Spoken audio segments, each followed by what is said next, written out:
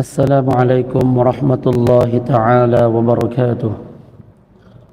لله تعالى إن الحمد لله الذي نحمده ونستعينه ونستهديه ونشكره ونعوذ بالله من شرور أنفسنا ومن سيئات أعمالنا من يهد الله فلا مضل له ومن يضلل فلا هادي له وأشهد أن لا إله إلا الله وحده لا شريك له ولا مثيل له ولا ضد ولا ند ولا هيئة ولا صورة ولا شكل ولا مكان له وأشهد أن سيدنا وحبيبنا وعظيمنا وقائدنا محمد عبده ورسوله اللهم صل وسلم على سيدنا محمد وعلى آله وصحبه الطيبين الطاهرين.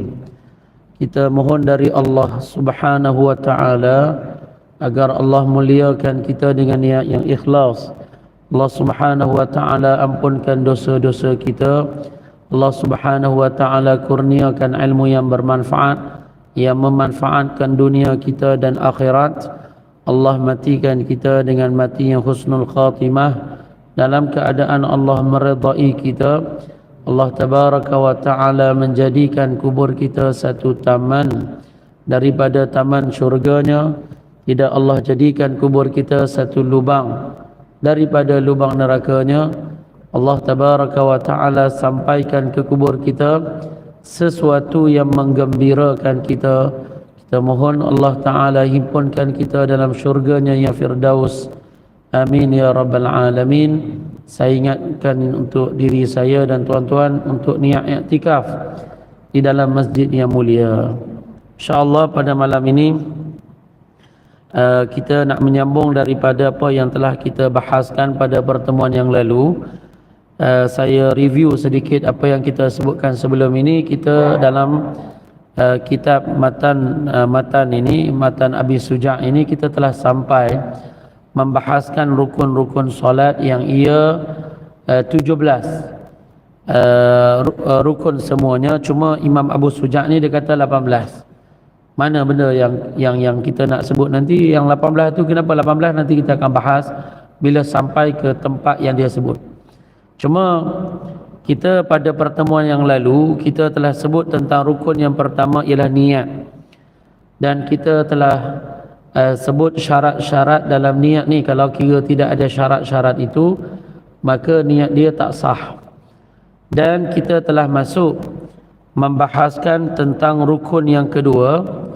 Yang rukun kedua itu termasuk dalam rukun qauli, yang dia adalah takbiratul ihram. Takbiratul ihram iaitulah orang yang salat dia kata Allahu Akbar.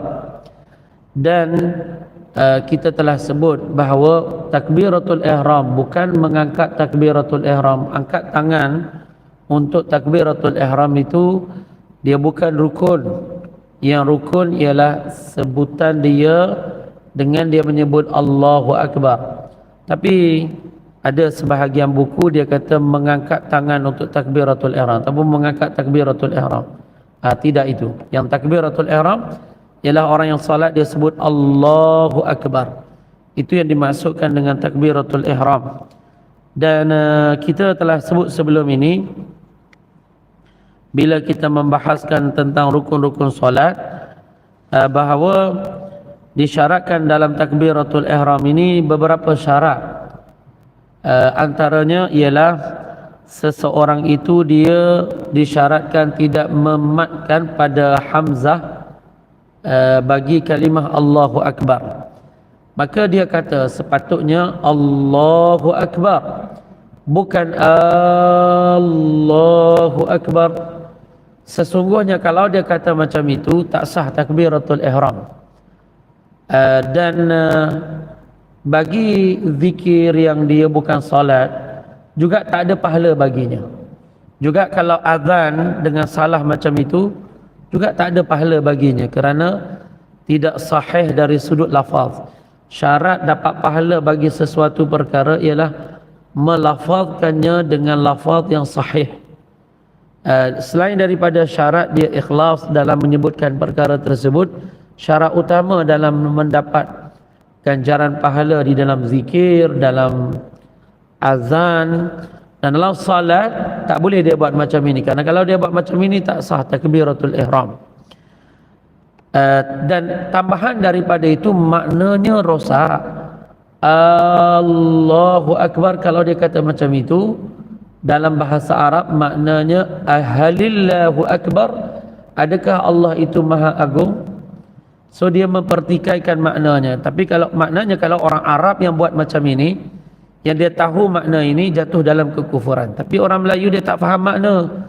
Kata ulama kita, dia tak jatuh dalam kekufuran. Kalau orang Melayu, orang yang lain daripada orang Arab yang tak tahu makna, bila dia sebut ini dia tak tahu makna ini, so dia sebut ini dengan salah, tak sah daripada dia salat. Tapi dia tak jatuh murtad dengan sebut ini.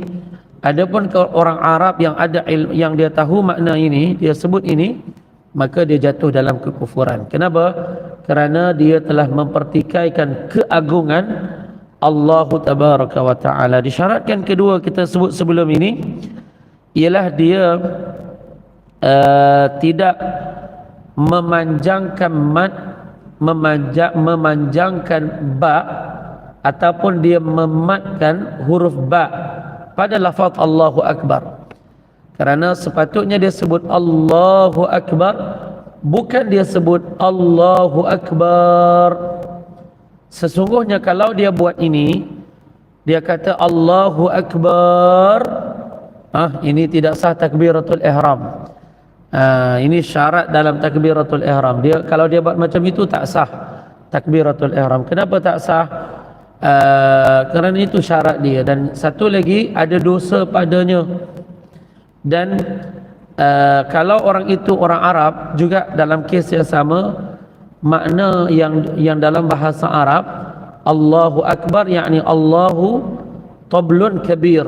Tabl yakni gendang yang besar, menyerupakan Allah dengan gendang, itu sesuatu kekufuran. Orang yang faham ini dan dia sebut ini, maka dia jatuh dalam kekufuran. Tapi orang Melayu dia tidak faham ini, dia sebut, dia fikirkan sedap, maka dia panjangkan di situ, dia sangkakan itu boleh. Kalau dia buat solat dengan takbir macam itu tak sah.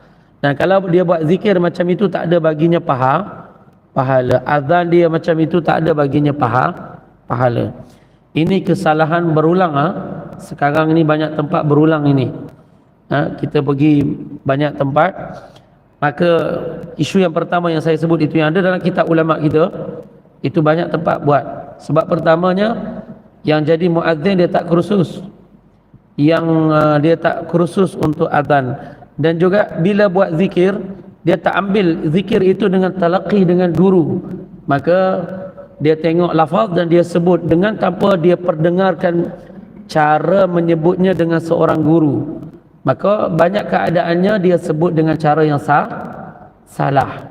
Sebab itulah ilmu zikir hatta dia kena ambil dengan ilmu Al-Fatihah. Kamu nak baca Al-Fatihah, untuk betulkan dia, cari imam, cari orang alim, cari orang yang ada ilmu, maka bacakan kepadanya, lihat sahih tak lafaz yang saya sebut ini. Bukan isu sedap tak sedap, sahih ke tidak. Maka kalau sahih, walaupun tak sedap tak apalah, yang penting ianya yang sahih, sah untuk buat salat.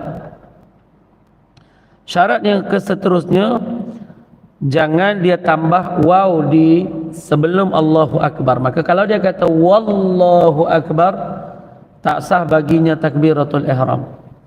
Juga syarat yang keseterusnya, jangan dia tambah waw di antara dua kalimah. Kalimah pertama Allah dan kalimah kedua Akbar. Maka sepatutnya dia kata Allahu Akbar, tetapi dia buat apa? Dia kata Allahu Akbar, dia kata Allahu Akbar. Dan ini ada juga orang yang macam ini, dia pergi tambah waw, dia kata Allahu Akbar. Di sini tak sah daripada dia takbiratul ihram. Dia pergi tambah waw di antara dua kalimah. Ataupun dia potong hamzah pada akbar, dia ganti dengan waw. Tak boleh juga, itu syarat dalam takbiratul ihram. Misal contoh dia kata Allahu Akbar, ya sepatutnya dia sebut Allahu Akbar. Hamzah pada akbar itu dia potong, dia gantikan dengan huruf waw, lalu dia kata Allahu Akbar. Ini juga tak sah bagi dia takbiratul ihram. Dan ada lagi syarat-syarat yang lain saya tak sebut di sini, dan ini kita dah sebut pada pertemuan yang lalu juga. Kita telah masuk membahaskan tentang membaca rukun yang keempat, iaitu rukun yang keempat ialah membaca Al-Fatihah. Membaca Al-Fatihah ini rukun, salah satu daripada rukun solat. Di sini sama ada dia solat fardu, wajib dia baca Al-Fatihah, sama ada dia solat sunat, wajib juga dia membaca Al-Fatihah. Jadi dia tak boleh kata solat fardu tak apalah, kita baca Fatihah. Adapun kalau solat sunat tak perlu. No, solat sunat juga wajib membaca surah Al-Fatihah, kerana surah Al-Fatihah itu rukun. Rukun surah Al-Fatihah ini ada syarat-syarat dia. Antara syarat-syaratnya ialah dia mendatangkan, ketika dia membaca surah Al-Fatihah, dia datangkan basmalah. Dalam membaca surah Al-Fatihah, basmalah iaitulah Bismillahirrahmanirrahim. Ini syarat untuk mengesahkan salat. Bagi orang yang bermazhab Syafi'i, kalau orang tu dia nak solat seorang-seorang, dia bukan solat berimam, berjamaah, wajib dia baca surah dia baca basmalah, Bismillahirrahmanirrahim. Dan orang yang solat berjamaah, imam atau makmum, hatta makmum dalam mazhab Syafi'i, wajib dia membaca basmalah. Saya tak membahaskan ini dalam mazhab yang lain, kerana ulama kita yang lain selain daripada ulama Syafi'i dalam mazhab yang lain, mereka kata basmalah bukan daripada surah Al-Fatihah. Maka oleh kerana itu ada pendapat yang lain daripada mereka tentang membaca Al-Basmalah. Adapun di sisi mazhab Syafi'i, surah Al-Fatihah ini 7 ayat. Maka basmalah yang pertama tu ia sebahagian daripada surah Al-Fatihah, tak membacanya maka tak sah daripada orang itu solat. So makmum dia tak boleh berpada dengan bacaan imam bagi surah Al-Fatihah. Imam baca, dia juga baca, kerana itu rukun bagi rukun solat. Kerana kalau imam baca, dia tak baca mengikut mazhab Syafi'i, solat dia tidak sah. Jadi basmalah ini syarat dalam mazhab Syafi'i untuk sahkan untuk sahkan bacaan Al-Fatihah di dalam salat. Dan disyaratkan dia baca semua ayat-ayat dalam surah Al-Fatihah, bukan dia baca separuh and then dia tinggal terus dia rukuk. Dia kena baca semua. Dia tak boleh kata nak buat kelainan lah kali ni, nak baca sebahagian je, and then lepas tu dia buat rukuk. No, tak boleh. Dia kena baca seluruh 7 ayat ini, barulah dia boleh buat rukuk. Kalau dia tak nak baca surah yang lain, surah pilihan. Ini syarat. Dan dalam Al-Fatihah wajib dia datangkan tashdidat. Tashdidat ni maknanya sabdu. Dan sabdu di dalam surah Al-Fatihah ini, kalau kita kumpulkan semuanya ada 14 tempat di dalam surah Al-Fatihah. Di sini kalau dia syarat dalam surah Al-Fatihah mendatangkan sabdu ataupun tasydid, bagaimana kalau orang tu dia tak datangkan tasydid dalam Fatihah? Kata ulama, kalau orang tu dia takhfif, dia tak datangkan tasydid, dia takhfif, dia ringankan bacaan sehingga dia tak press pada tempat yang ada tasydid, dia tak tekan pada ayat-ayat yang ada tasydid. Dan tasydid dalam surah Al-Fatihah ada 14. Kalau dia buat 12 tak sah daripadanya surah Al-Fatihah, dan kalau dia tak ulang tak sah daripada dia salat. Misal contoh, iyyaka na'budu wa iyyaka nasta'in. Kalau dia tak datangkan tasydid pada iyyaka, dia baca iyyaka na'budu wa iyyaka nasta'in. Tanpa dia datangkan tasydid pada iyyaka, maka di sini tak sah daripadanya salat. Ini di antara kesalahan yang tidak boleh dimaafkan. Dalam salat kalau kiranya tak dibuat tasydid pada bahagian ini, tak sah salat. Solat imam tak sah. Kalau dia solat seorang-seorang pun tak sah. Kalau dia solat sebagai makmum, dia tak buat tasydid pun tak sah. So orang yang solat munfarid seorang-seorang, orang yang solat sebagai imam atau dia solat sebagai makmum, mesti dia baca surah Al-Fatihah dengan dia mendatangkan tasdidat. 14 tempat yang ada pada surah Al-Fatihah. Ar-Rahmanir Rahim, Ra. Ada kalimah Allah, ada 14. Kalau kita senaraikan ada 14 semuanya dalam surah Al-Fatihah. Kemudian ulama kita menyebut juga disyaratkan seseorang itu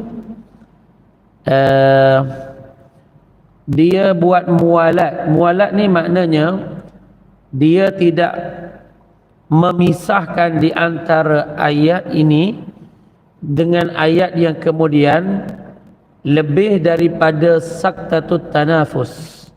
Saktatut tanafus ini suatu istilah dalam fiqh, rujuk kepada kalau kita sedang bercakap dengan seseorang, kita bercakap yang ada titik tu. Bila kita titik kita ambil masa nak bernafas dan sambung bercakap.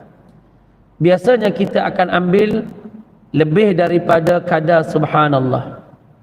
Itu dipanggil saktatut tanafus. Kalau orang tu dia pisahkan ayat yang sebelumnya dengan ayat yang setelahnya lebih daripada kadar ini, maka terputus mualat. Kalau terputus mualat, misal contoh dia baca Bismillahirrahmanirrahim, dia berhenti lama dari sudut huruf lama, maka hendaklah dia ulang dari awal. Istiqnaf, dia kena ulang bacaan dari awal. Kalau dia teruskan bacaan tanpa dia ulang daripada awal, batal Fatihah. Dan kalau dia teruskan solat, dia batal solat. Sebab itulah ini dipanggil dia syarat dia mualat, mesti berturut-turutan dari ayat dengan ayat yang lain dalam surah Al-Fatihah.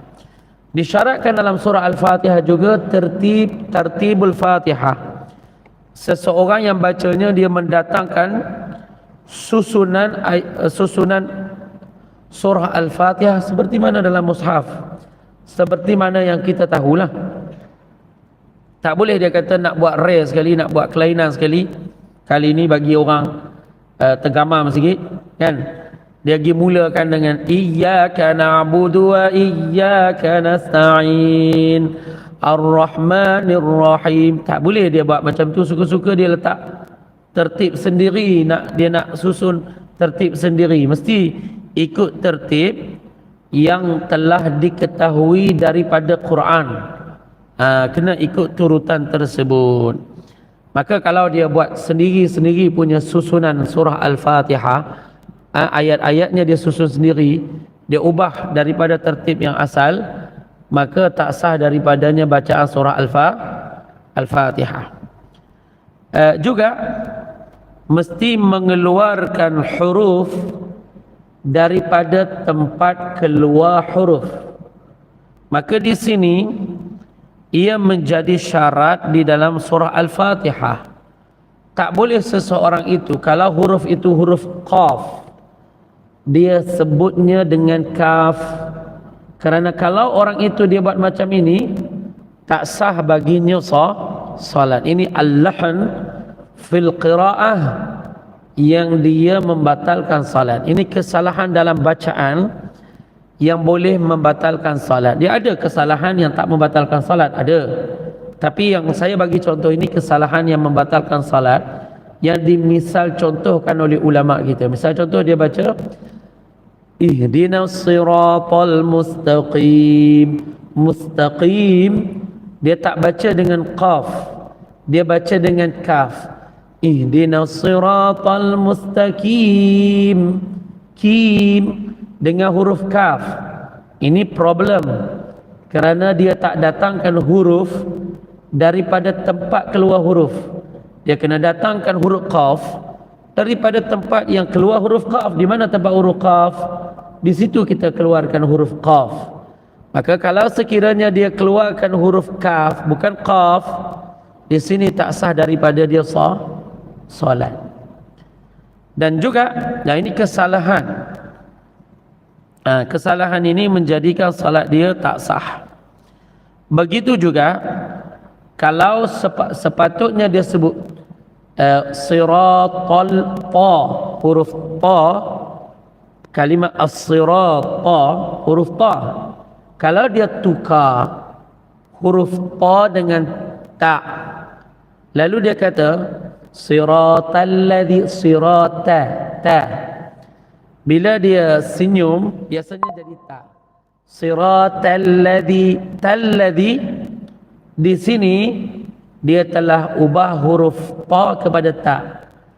Ini di antaranya antara contoh bacaan yang menjadikan bacaan Al-Fatihah dia tak sah. Dan kalau dia tak ulang ayat itu, maka tak sah Fatihah dia dan tak sah rukun daripada rukun solat, tak sah solat.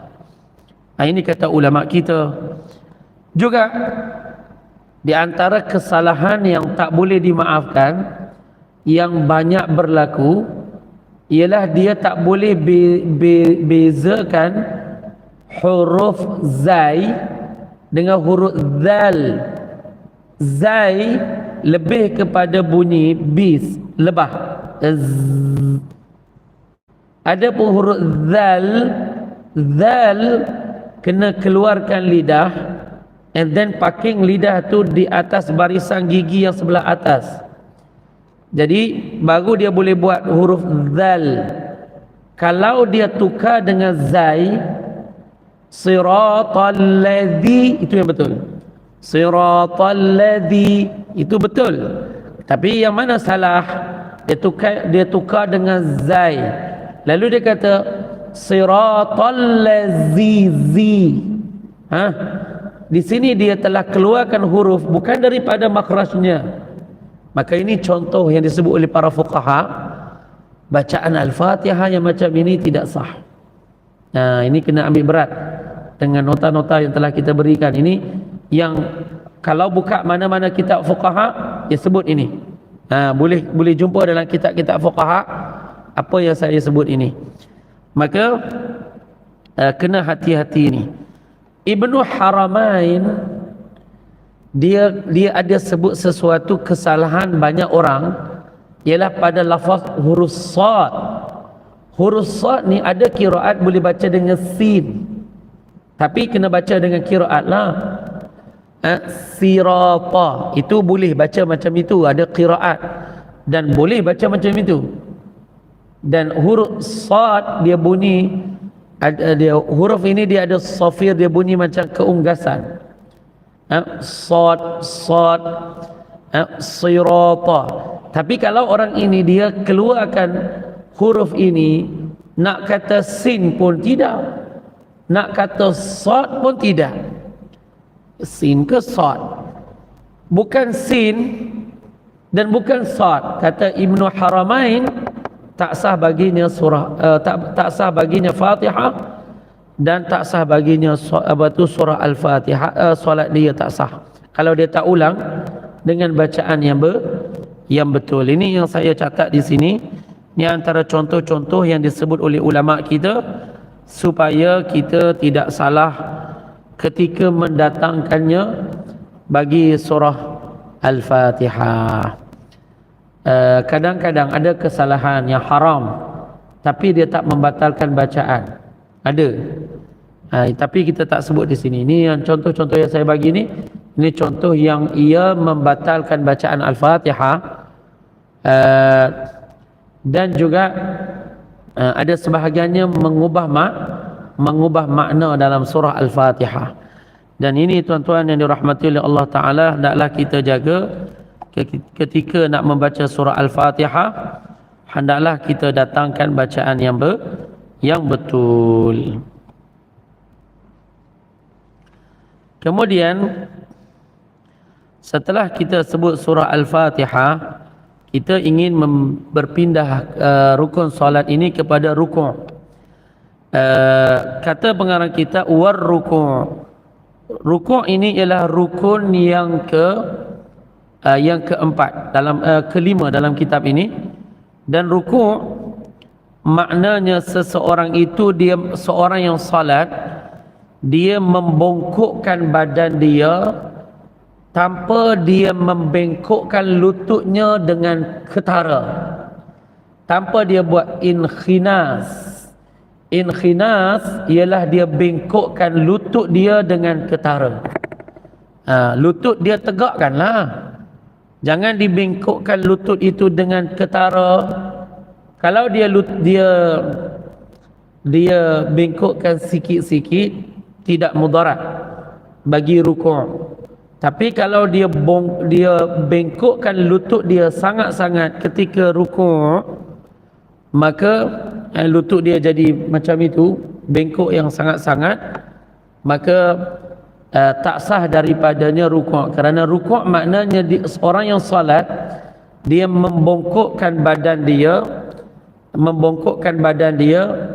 dan lutut dia jangan dibengkokkan dengan ketara. Itu dipanggil, dia tak buat inkhinas. Ini makna rukuk. Dan bila dia buat rukuk, dia menyampaikan kedua-dua rohah.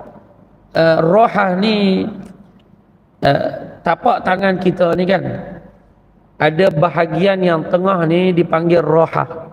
Perut telapak tangan ni rohah.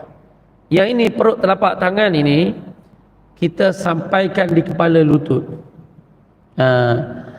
Jadi dan sempurna bagi orang yang dia buat rukuk ialah dia menyamakan lehernya dengan belakangnya. Ini adalah rukuk yang paling sempurna. Jadi macam satu papan. Maka ini adalah rukuk yang paling sempurna, dan kedua-dua betisnya dipacakkan secara tegak tanpa dia membengkokkannya. Kalau dia bengkokkan sikit, sah lagi. Tapi kalau dia bengkokkan banyak lutut dia ke depan lah, bengkokkan ke depan, lutut dia banyak, maka tak sah bagi dia rukuk. Jadi bila dia buat rukuk, dia hantarkan kedua-dua rohah, perut telapak tangan dia ke kedua-dua lutut. Ini yang saya cakap macam ini nisbah kepada orang yang memiliki kejadian yang seimbang. Tangan dia memang standard orang ramai. Okey? Dia bukan tangan dia memiliki tangan yang terlalu panjang. Kita cakap ini rujuk kepada kejadian tubuh badan dia ni yang seimbang. Bukan dia terlalu pendek tangan dia ataupun terlalu panjang. Jadi tangan dia tu dia tak letakkan pada betis, dia letakkan pada kepala lutut. Tangan di bahagian rohah. Ini yang kita sebut tentang rukuk. Itu makna rukuk di sini. Yang keenam, iaitulah at-tama'ninah. At-tama'ninatu fih. Rukun yang keenam ialah kita buat tama'ninah bila berada di dalam rukuk. Baik, apa makna tama'ninah di dalam rukuk? Tama'ninah ini apa dia? Kata ulama kita, sukunul a'dha. Anggota-anggota kita yang besar, dia berada diam secara serentak. Berapa kadar dia? Sekadar subhanallah. Kalau andaikan kamu baca subhanallah, semua anggota-anggota kamu tadi dia bergerak, sekarang dia berada di posisi rukuk, maka dia diam, anggota-anggota yang besar ini sekaligus dengan kadar subhanallah. Maka ini kita panggil dia dengan tumakninah. Kita panggil dia dengan tumakninah. Maka ini yang disebut oleh pengarang kitab, dia adalah rukun yang keenam. Seterusnya kata pengarang kitab rahimahullahu tabaraka wa ta'ala, as-sabi'u ar-raf'u min ar-ruku' wa huwa al-i'tidal. Rukun yang keenam ialah seseorang tu daripada rukuk diangkat kepala dia sehingga dia sampai ke posisi i'tidal, sehingga dia boleh buat i'tidal. Baik, kalau orang tanya apa itu makna i'tidal, i'tidalnya apa makna? Kata ulama, i'tidal ialah seseorang yang rukuk kembali kepada posisi dia yang sebelum dia rukuk. Itu maknanya. Baik, kalau orang itu, kita kata orang yang salat berdiri, kan kita kata sebelum ini hendaklah dia salat berdiri. Baik, orang ini yang dia salat berdiri, bila dia buat rukuk, sekarang setelah dia buat rukuk, dia nak buat i'tidal. Baik, i'tidal maknanya kembali kepada posisi sebelum dia rukuk. Kalau dia salat secara berdiri, kerana dia mampu berdiri bagi salat fardu, maka bila dia buat i'tidal, dia buat i'tidal dalam keadaan dia berdiri. Itu makna rukuk. Baik, kalau orang itu dia tak mampu berdiri, dari awal tadi dia solat secara duduk, maka i'tidal maknanya dia kembali kepada posisi sebelum dia rukuk. Maknanya bila dia rukuk, dia kembali kepada posisi duduk. So ini makna i'tidal. I'tidal maknanya orang yang rukuk kembali ke posisi di mana dia buat sebelum dia rukuk. Maknanya kalau dia solat berdiri sebelum dia rukuk, dia kembali dalam keadaan berdiri. Itulah i'tidal. Dan kalau dia solat secara duduk, maka dia kembali setelah dia rukuk ke posisi duduk. Itulah dia i'tidal. Itulah dia i'tidal. Kemudian kata pengarang kitab, wat tuma'ninatu fih, dan tuma'ninah di dalam i'tidal. I'tidal dia rukun pendek, rukuk dia panggil rukun panjang. Baik, dan tuma'ninah pada i'tidal, dan tuma'ninah ini saya tak perlu sebut lagi, sama dengan makna tuma'ninah di dalam rukuk. Maknanya dia diam anggotanya yang besar serentak dalam kadar subhanallah. Ini maknanya i'tidal. Kemudian tuan-tuan yang dirahmati oleh Allah Subhanahu wa taala, kita nak berpindah kepada rukun yang ke-9, iaitu sujud. Rukun yang ke-9 ialah sujud. Baik, dalam satu rakaat berapa kali ada sujud? Ada 2 kali sujud. Di sini rukun yang ke-9, sujud yang dibuat dalam satu rakaat 2 kali. Kalau orang itu dia buat sujud sekali, sah tak solat dia? Tak sah. Mestilah dalam satu rakaat ada 2 kali sujud. Dan dalam sujud ini dia ada syarat-syarat yang ditetapkan ketika sujud. Antaranya kata ulama, hendaklah orang yang solat bila dia nak buat sujud, dia pastikan dahi dia terbuka semuanya ataupun sebahagiannya. Disyaratkan bagi anggota dahi bila dia nak buat sujud, dahi ni terbuka semuanya ataupun dia terbuka sebahagiannya. Apa maknanya? Tak boleh kita sujud di atas kopiah kita semua dahi. Dahi kita sujud atas kopiah ataupun atas serban semuanya. Maka kalau buat macam itu sah tak solat? Tak sah. Kalau orang tu dia sujud di atas ridak, dia pakai macam saya, dia tak jadikan ini sebagai sejadah. Tak. Ridak kalau kamu letakkan macam yang saya letak macam ini dan kamu solat, ini dari sudut iktibar dia jadi macam pakaian, kerana dia akan bergerak dengan pergerakan orang yang salat, dan dia akan diam dengan diamnya orang yang salat. Dia tak macam kalau kita letak dekat bawah dia jadi sejadah. Kalau saya bergerak, dia bergerak tak? Dia tak bergerak. Kalau saya diam, dia duduk situ lah. Tapi bila duduk dekat saya ni, dia jadi pakaian saya. Kalaulah masa sujud dia jatuh macam ini dan saya sujud atasnya, maka salat tak sah. Faham? Salat tak sah. Kenapa? Kerana saya sujud atas pakaian saya. Di sini salat tak sah. Tapi kalau saya cabut dia and then saya letakkan dia sebagai sejadah, sujud atas dia, sah ke tak? Sah. Tadi kenapa tak sah? Kerana bila kamu buat macam tadi, dia jadi pakaian, dia bergerak dengan kamu dan dia diam dengan kamu. Kata para fuqaha macam itulah. Maka di sini kalau orang itu dia nak buat sujud, pastikan semua dahinya atau sebahagiannya terbuka.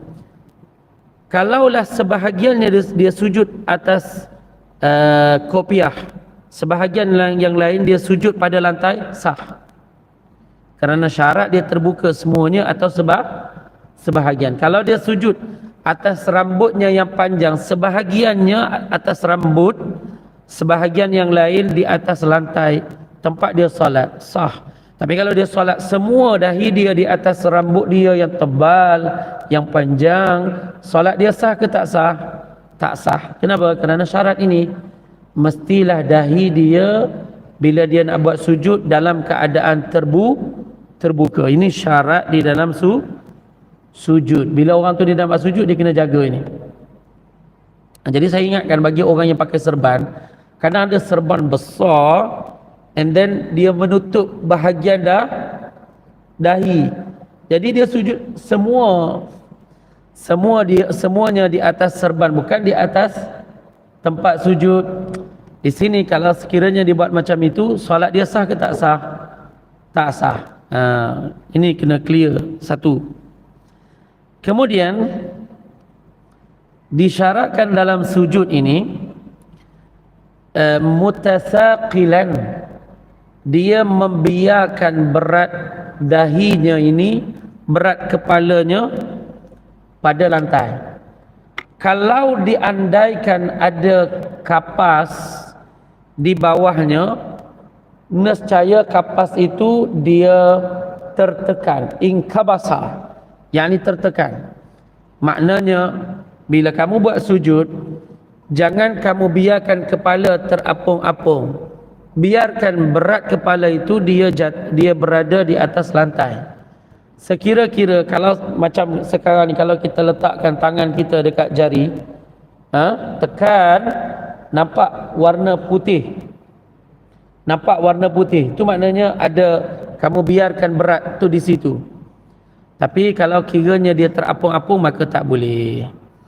Ini syarat. Dan terakhir sebelum saya berhenti ni, mestilah dia melibatkan anggota yang lain juga, kedua-dua telapak tangan dan kedua-dua lutut dan kedua-dua perut jari kaki.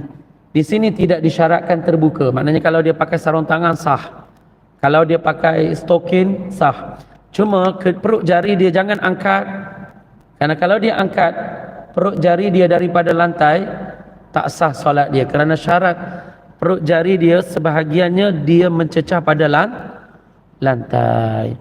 Dan syarat yang terakhir ialah tangkis, punggung mesti lebih tinggi daripada kepala. Kalau dia solat atas tangga, jadi sama tinggi kepala dengan punggung.